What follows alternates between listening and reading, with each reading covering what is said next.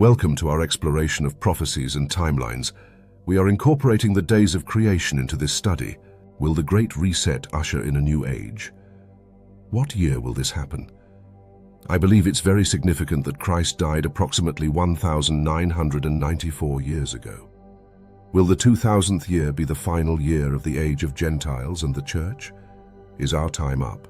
In this video, we'll summarize the timeline of creation and the prophetic implications of the different eras in creation and Earth's history. This will weave together themes of both creation and prophecy. Let's start with the days of creation and their prophetic significance for us today. As I mentioned in a previous video, I don't believe that each day of creation equates to 1,000 actual years. However, that's not the main focus for now.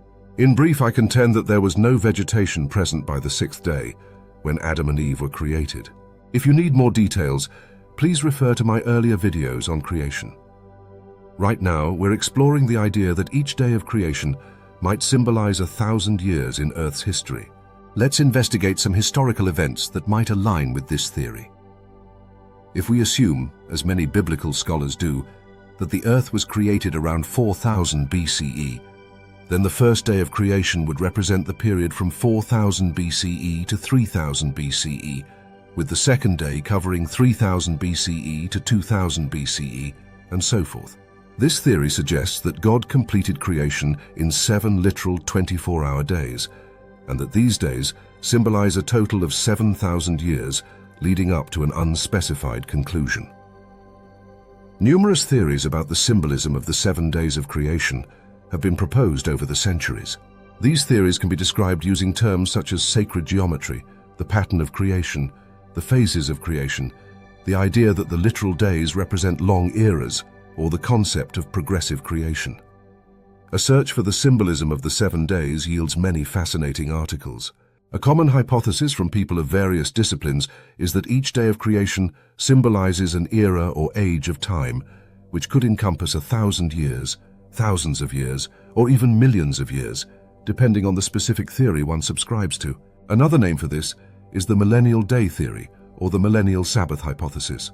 This concept in Christian eschatology posits that the second coming of Christ will occur 6,000 years after the creation of humanity, followed by 1,000 years of peace and harmony.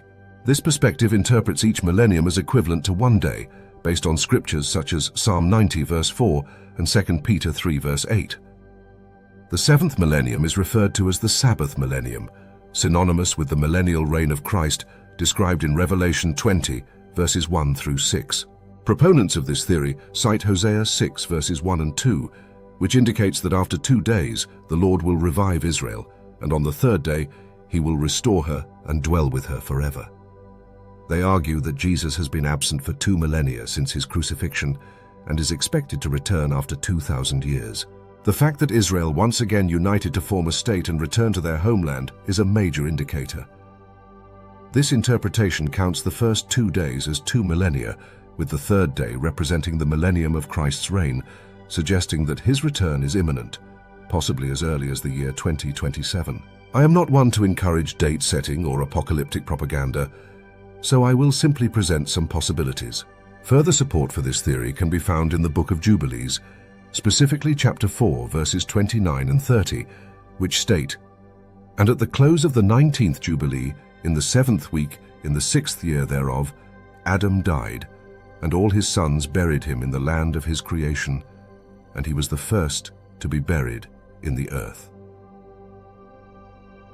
It is noted that Adam fell short by 70 years of living 1,000 years, since 1,000 years are as 1 day according to Moses and the Apostle Peter. This aligns with the warning regarding the tree of knowledge. "On the day that you eat of it, you shall die." Consequently, he did not complete the years of that day, as he died during it. The number 70 is also quite significant in prophetic symbolism. I'd like to point you to a website called thepatternonline.org, where I recommend exploring the theories about what each day of creation symbolizes. I've reviewed these theories and they are unconventional, more so than my own views. Here's a brief overview of what the author proposes each day of creation represents and their reasoning. On the first day, light was created, symbolizing the first 1,000 years of Earth's history, during which good and evil became separated, just as light and darkness were. The author references Enoch, who lived for 365 years, suggesting that his lifespan represents one complete solar year. Consequently, Enoch's ascent to heaven without experiencing death signifies the conclusion of the first day, or 1,000 years. This theory lacks logical coherence and is a stretch of the imagination at best. Continuing from the Pattern website, the second day symbolizes the second 1,000 years.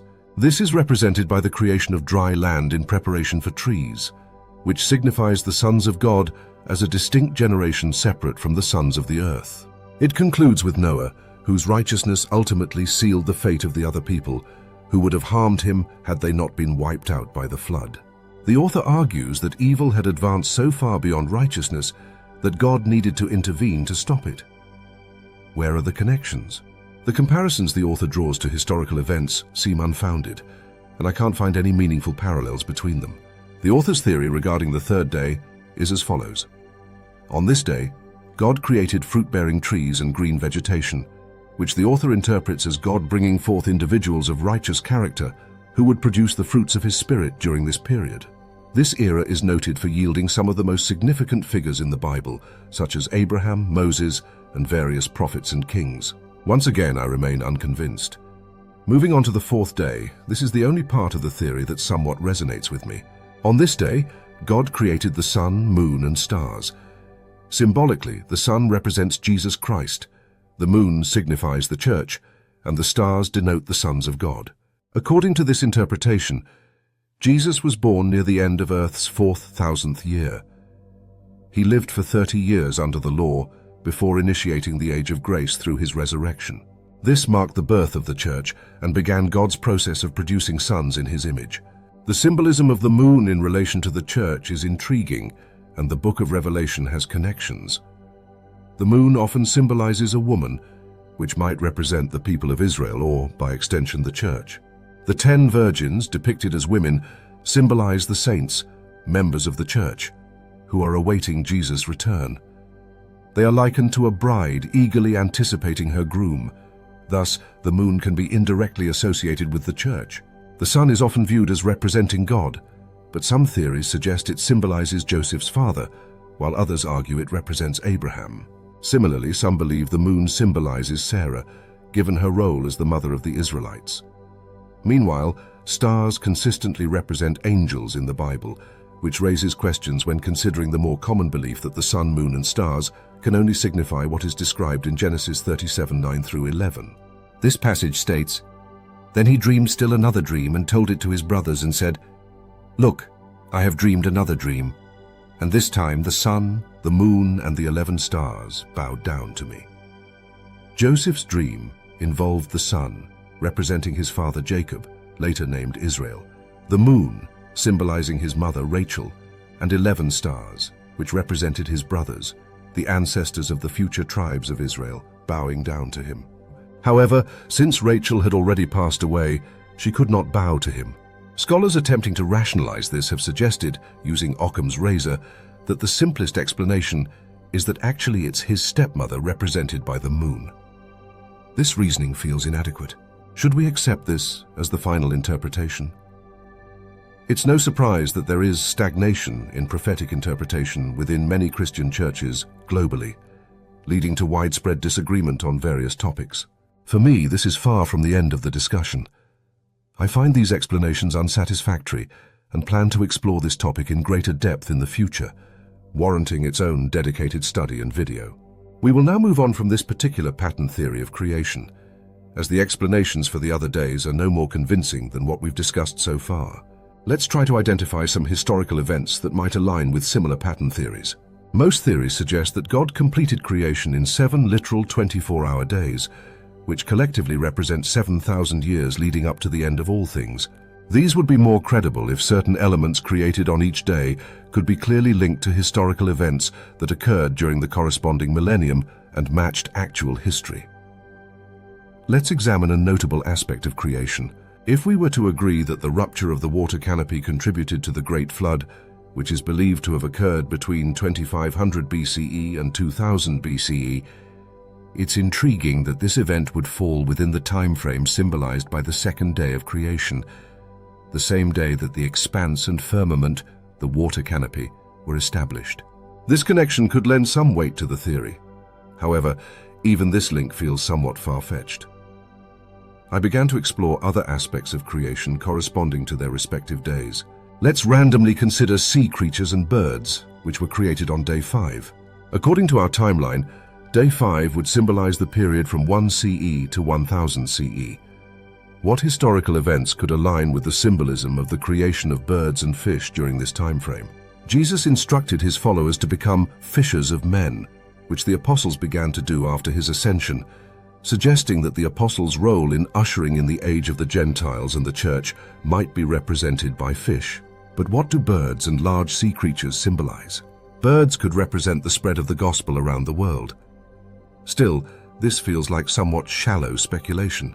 Perhaps the oceans symbolize the expansion of populations and the growth of nations across the globe. Beyond this, I'm at a loss. Now, considering day 6, when man and land animals were created, how does this correspond to the period from 1000 CE to 2000 CE? The Earth's population certainly increased rapidly during this time, along with some livestock, but it was also an era marked by the extinction of many land animals. What if the 7 days of creation simply symbolize 7,000 years, and that is the extent of the symbolism? What if there are no connections between the events of creation and historical occurrences, and the only relevant concept is that 1,000 years is like a day, and a day is like 1,000 years? If that's the case, we need to consider that we are currently living in the 7th age, or the 7th day of creation. The obvious question arises, have we entered a Sabbath age, a period of 1,000 years of rest, as represented by God resting on the 7th day? Obviously not yet, but perhaps it is close at hand. The Bible seems to point us towards something major just around the corner. What do you think? Perhaps we've miscalculated the timeline. If we adjust the years slightly in one direction or another, it's possible that we will reach the 7th age within the next 10 years. One particular theory that caught my attention suggests that the first age may not have begun until after Adam sinned. This idea is gaining traction and posits that Adam sinned when he was between 30 and 40 years old, specifically at the age of 33, the same age as Jesus when he was crucified. If the earth was created between 4004 and 4000 BCE, Adam's first sin would have occurred between 3974 BCE and 3960 BCE. Just as Jesus was around 33 when he died, so was John the Baptist.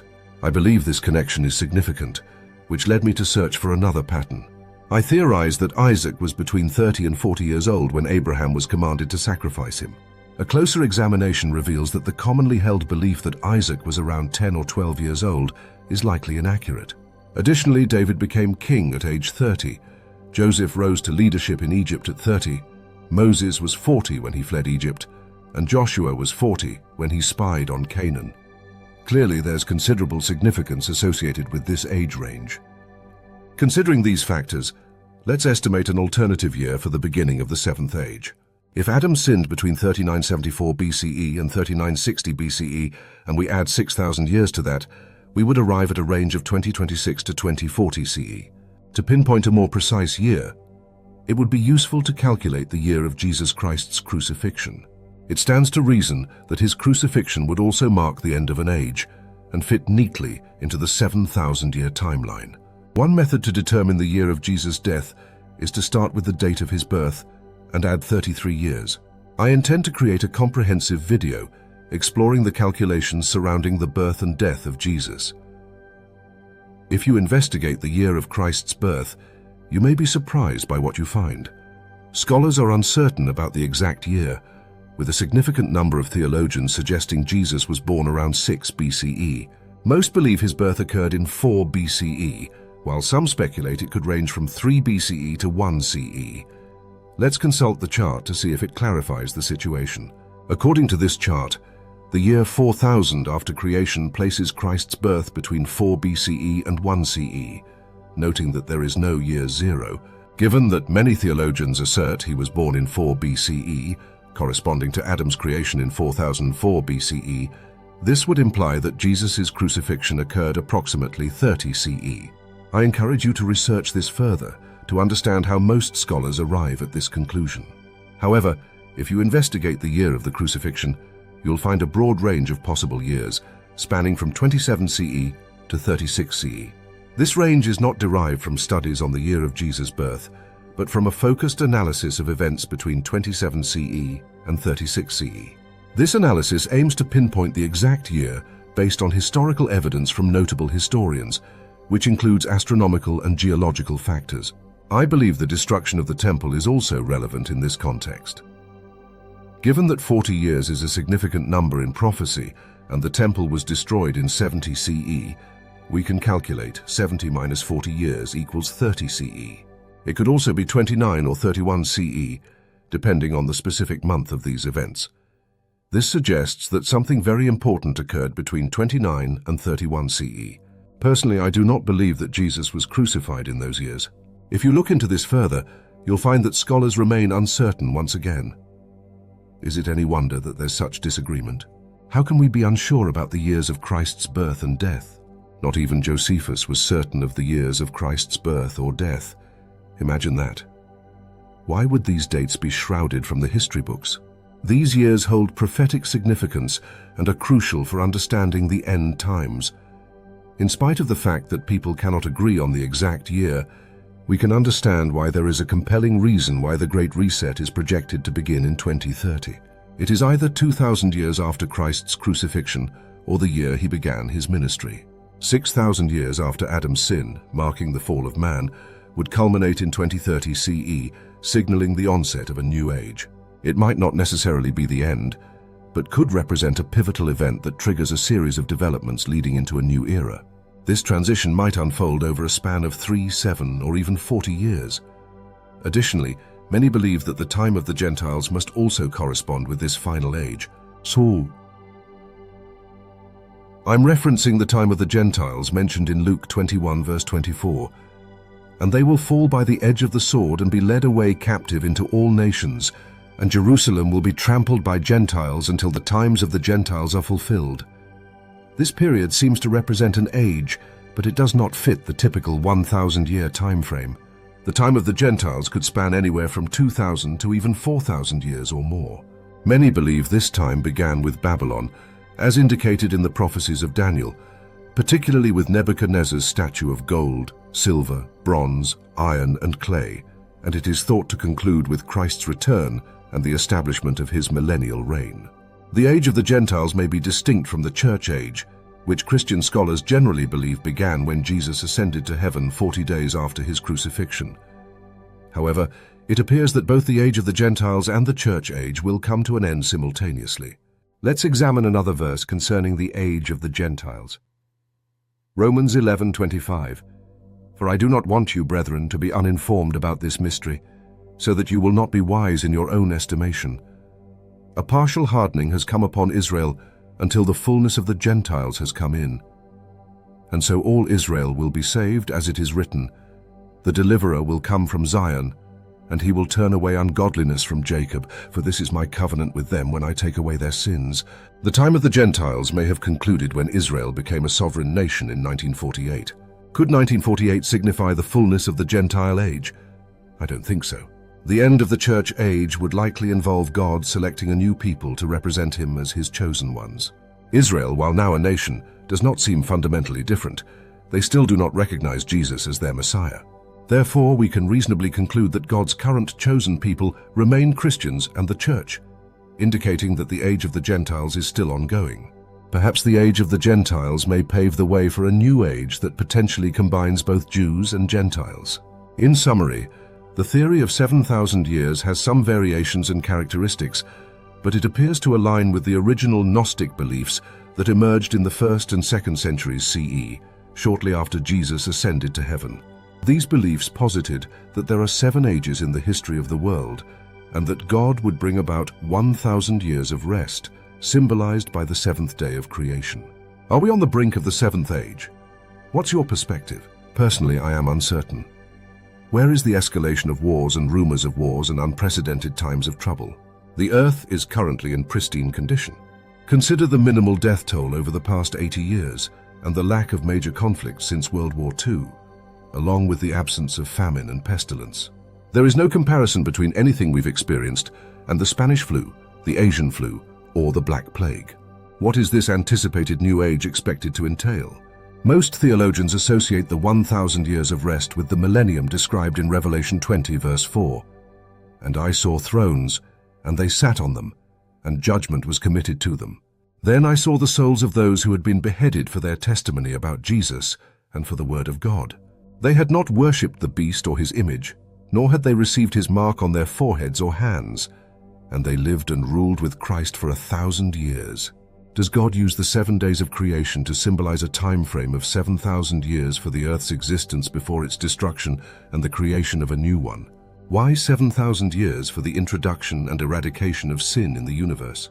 Perhaps sin must fully manifest for 6,000 years, followed by a period of rest, akin to a hibernation, lasting 1,000 years or 1/7 of the total time. This might serve to reveal the nature of evil. Could it be that this specific time frame is necessary for the concept, order, law, ramifications, causes, and effects of sin to unfold and reach completion in both our physical and spiritual realms? Might this be one part of the greater picture of why the number 7 holds such profound significance, pointing to the beginnings and ends of all things, both physical and spiritual?